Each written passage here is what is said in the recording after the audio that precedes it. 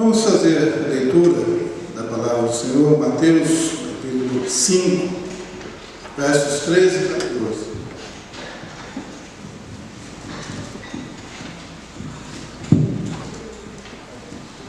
Texto conhecido, 2 versículos apenas para a nossa reflexão nesta noite. Diz a palavra. Mateus 5, versos 13 e 14. Amém? Todo mundo achou? Vós sois o sal da terra. Ora, se o sal vier a ser insípido, como lhe restaurar o sabor? Para nada mais presta, senão para lançá-lo fora, ser pisado pelos homens. Vós sois a luz do mundo. Não se pode esconder a cidade edificada sobre um monte, e nem se acende uma candeia para colocá-las debaixo do alqueire, mas no velador, e alumia todos que se encontram na casa. Vamos orar? Senhor, lemos a Tua palavra, e agora queremos Te pedir que Tu venhas iluminar as nossas mentes e corações, para que possamos receber de Ti o recado para as nossas vidas. Usa-nos como instrumentos, e que todos os irmãos e irmãs possam ser realmente tocados pela Tua palavra e desafiados por ela. Nós pedimos em nome de Jesus. Amém.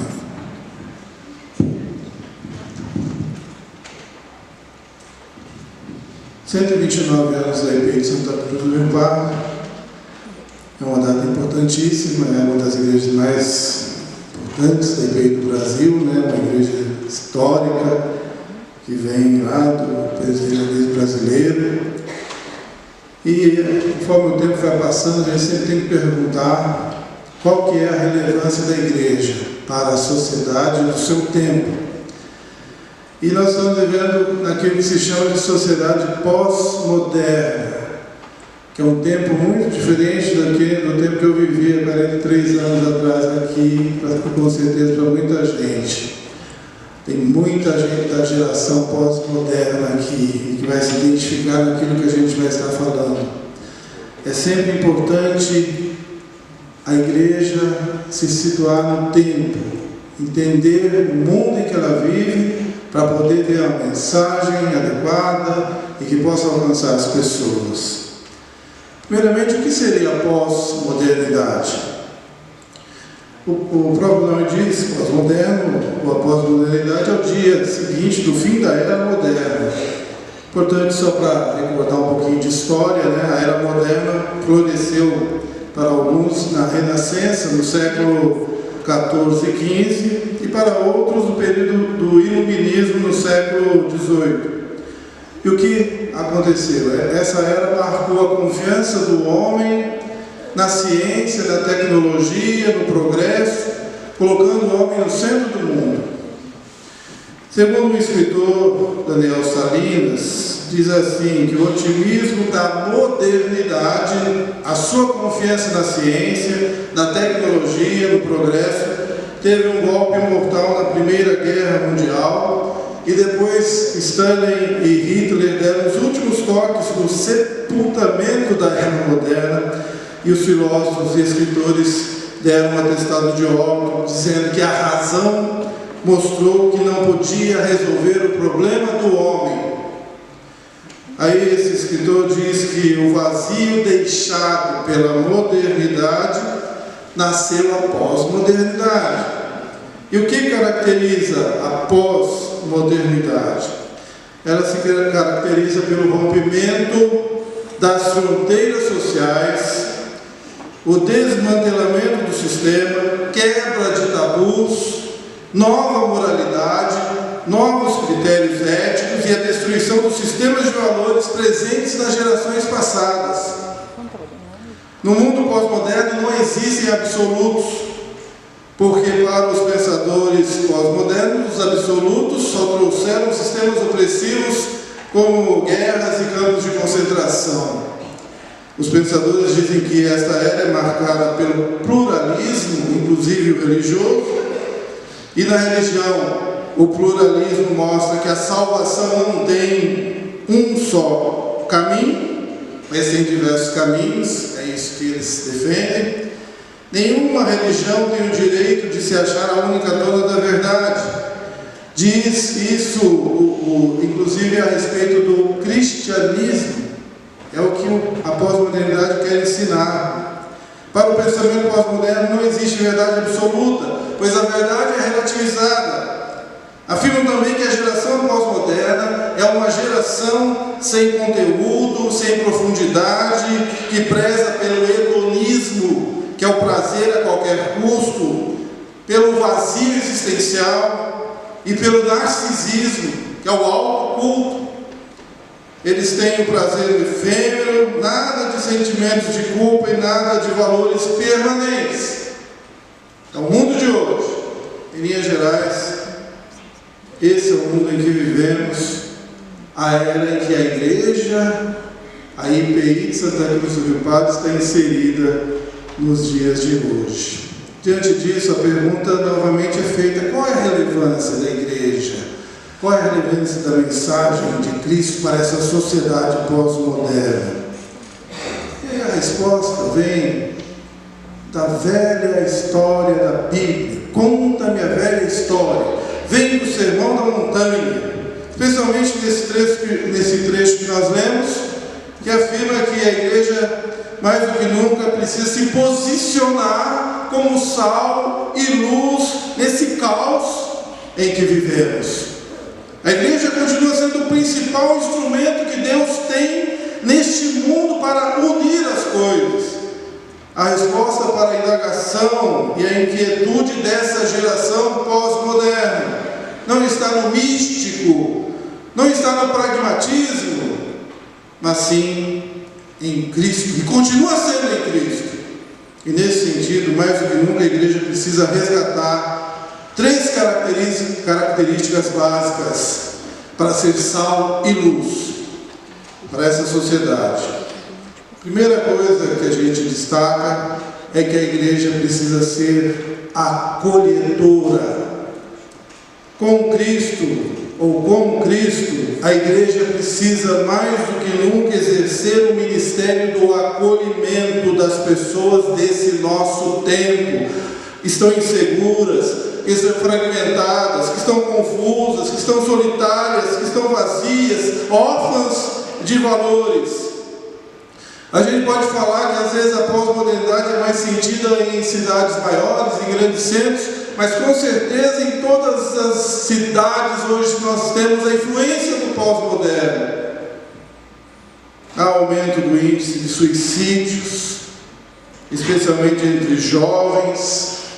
Em recente matéria da revista Veja, há 800 mil suicídios por ano no mundo, 1 a cada 40 segundos. E o Brasil, há um grande alarme com relação ao suicídio, principalmente na faixa etária de 17 a 24 anos. Muita gente se matando por conta desse vazio existencial. Jesus ainda contempla essas multidões e chora ao constatar que as pessoas ainda são ovelhas que não têm pastor. E por isso, irmãos e irmãs, ele andava no meio das multidões, ou então tinha encontros privados com determinadas pessoas até no meio da noite. O catalão Ángel Castanheira disse o seguinte a respeito de Jesus: ele, Jesus, sabia o que era sentir o calor do meio-dia no deserto de Samaria, ou o frio da morte no quarto de um adolescente. Ele deixou-se tocar por uma mulher cerimonialmente impura e tocou intencionalmente num leproso isolado pela sociedade. Ele tanto sabia conversar com a pessoa mais culta, como sabia conversar com uma mulher desprezada à beira de um poço. Ele tanto sabia participar dos grandes banquetes, como sabia ficar 3 dias no povoado de Samaria comendo pão simples. Ele tanto sabia pregar para uma multidão, como sabia atravessar o mar da Galileia para se encontrar com um endemoniado gadareno.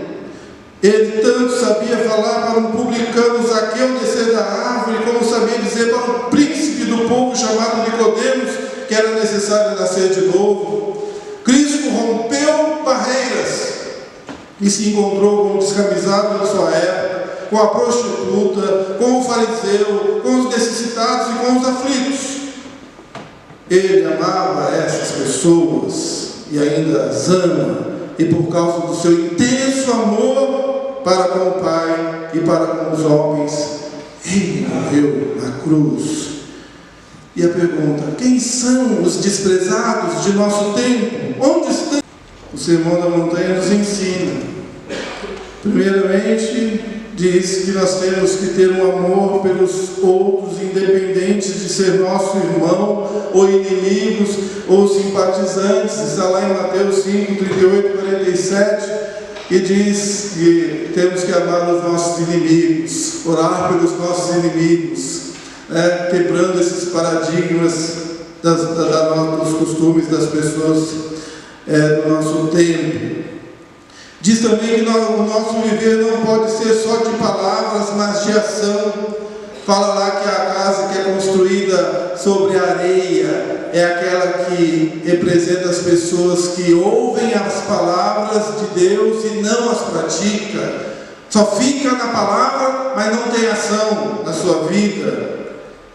E assim, Mateus 5,17 diz ainda que nós temos que ter uma prática de vida mediada pela compaixão. Bem-aventurados os misericordiosos. Ou seja, nós temos que, como igreja, nesses tempos, mais do que nunca, ir ao encontro das pessoas. Às vezes nós esperamos que as pessoas venham até nós, mas a igreja precisa sair, ir ao encontro e trazer as pessoas para Jesus. Esse é o ministério relevante da igreja para o nosso tempo, o ministério da acolhida. E você pode colocar tanta gente aí que está precisando de Deus, e nós estamos muitas vezes desprezando esse povo, seja por conta da vida, a vida moral, às vezes, que as pessoas levam. Nós rotulamos as pessoas, nós queremos conviver somente com os certinhos do nosso tempo, e não queremos ao encontro das pessoas que estão à margem. O ministério da igreja precisa ser de acolhimento, isso é importante. Segundo aspecto, e a segunda condição para a igreja ser sal e luz, é que ela precisa ser uma igreja restauradora. Além de acolher, precisa restaurar.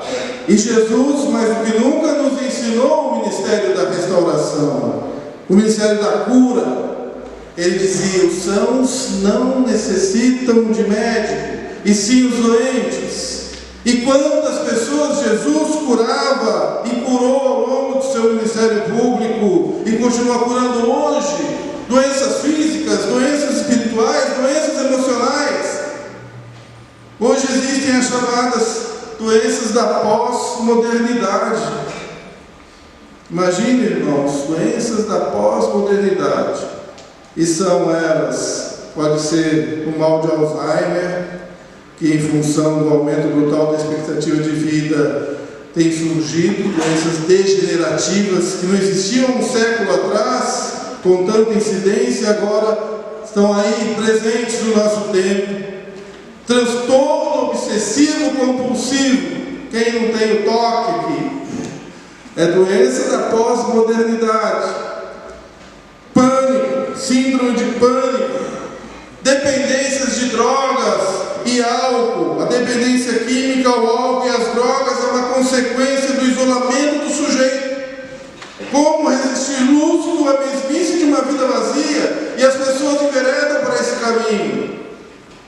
Aí vai transtorno do sono, depressão. E a mais nova doença tem a ver com os equipamentos eletrônicos, chamado de nanofobia, a ansiedade provocada pela falta de conexão eletrônica. Gente que se adoece porque não consegue deixar de ficar conectado no seu celular, Facebook, WhatsApp da vida, constantemente preso, escravizado. Tem gerado doenças. Essa doença chamada nanofobia, e assim por diante, algumas doenças do nosso tempo. É claro que a medicina tem respostas para tudo isso, mas a igreja precisa exercer um ministério de restauração das vidas, trazer as vidas para Jesus. E a gente sabe que o Senhor, Ele é rico e poderoso para curar as nossas doenças, as nossas dores, as nossas feridas, porque Ele fez isso tudo na cruz do Calvário.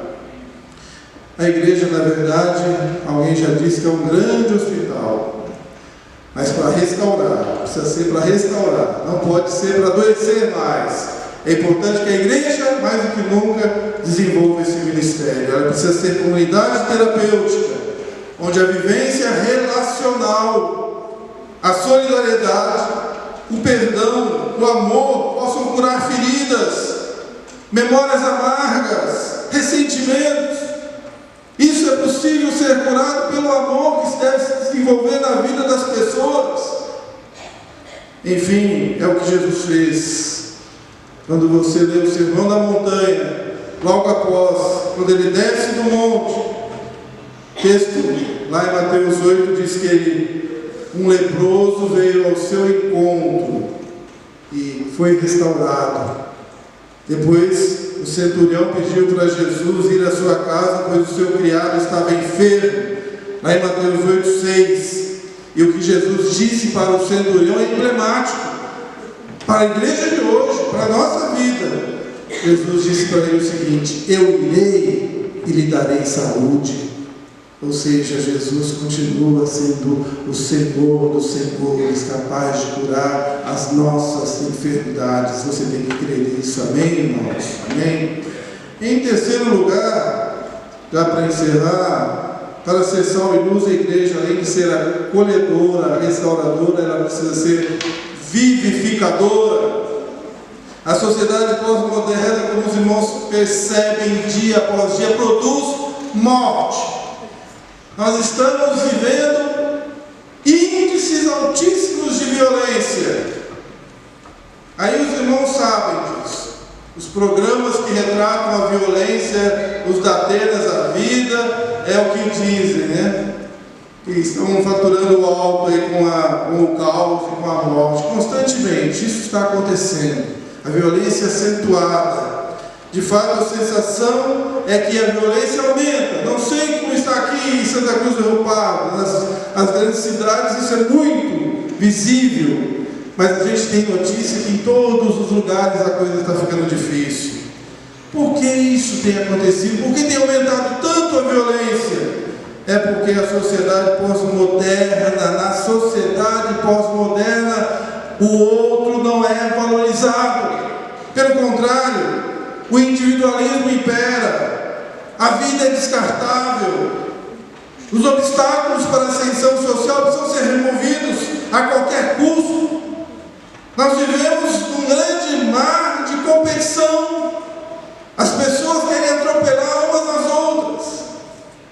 Se a pessoa não consegue ter os bens, trabalhando vai tentar de outra maneira, nem que seja a custo, ou a custo da vida das pessoas.